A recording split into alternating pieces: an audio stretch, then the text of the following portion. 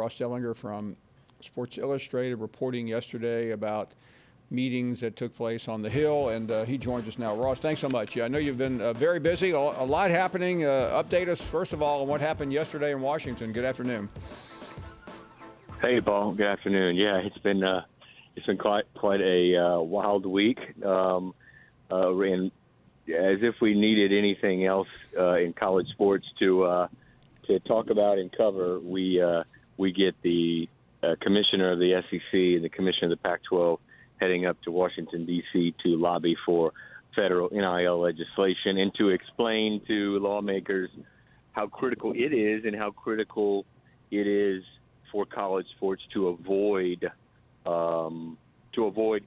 athletes being deemed employees, and how that might be kind of crater college sports. So, and that's what they did. They went up there. They also, I think the Olympic Committee CEO was with them, because it was more, as I mentioned, it was more than just about NIL. It was about the Olympic model and how it could be, the non-revenue sports, how they could be impacted by not just NIL, but if athletes were deemed employees, which I know I've talked quite a bit on your show about, and where that's headed, and we seem to be heading to that potentially.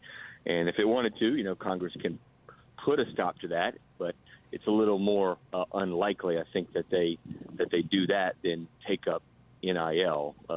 And that just all capped a crazy week, right? Greg Sankey and George Glavkoff going up to D.C. It was an NIL heavy week from Scottsdale at the conference meetings, and it's an issue that obviously isn't going away anytime soon. Yeah, let's try to, there's too much to put into one segment, Ross, but other than the Sankey-Kliavkoff meeting in Washington, you've also reported a lot that maybe the NCAA is going to make an example and come down on some of what is currently going on. Can you explain what the thinking is right now and where it could end up going? Yeah, we've kind of reached a climax here with the NIL issue. During conference meetings out in Scottsdale, Big 12, Big 10, Pac-12, Mountain West, they all had conference meetings.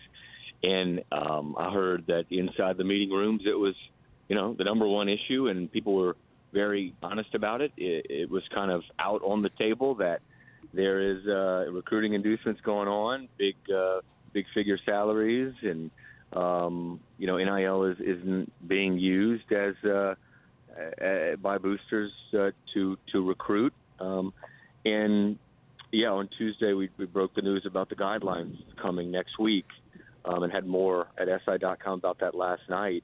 Basically, what's happening with these guidelines, Paul, is it's just reminders, I think, to everybody, specifically the schools and the boosters, of pre-existing bylaws on the books that have been there for years, that boosters cannot be involved in recruiting. They cannot communicate with prospects about recruiting. They cannot arrange deals with prospects. We've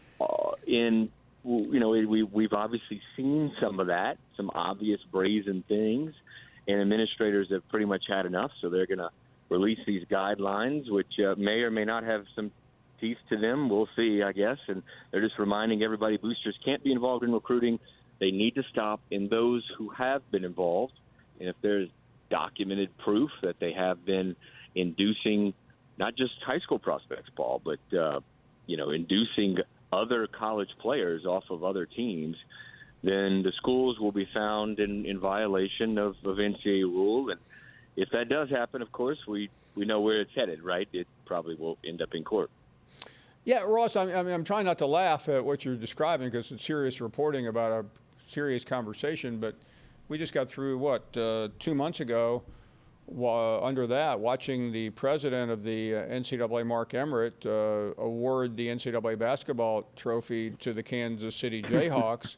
And, they've been under the gun for 5 years. There's federal wiretaps that certainly close the gap on what they've allegedly done, and nothing has yet happened. So why are we to believe that an incompetent organization that really doesn't even have an enforcement staff could make any of this stick?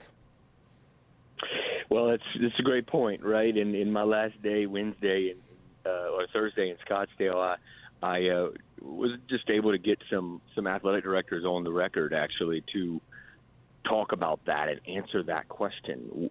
You know, if you're reminding schools and boosters about pre-existing bylaws and you're going to retroactively go punish schools for the last 10 months, where was the enforcement the last 10 months? And there's two reasons I found. Well, number one, as you just mentioned, right, the NCAA enforcement is understaffed. It's down about 15 to 20 staff members.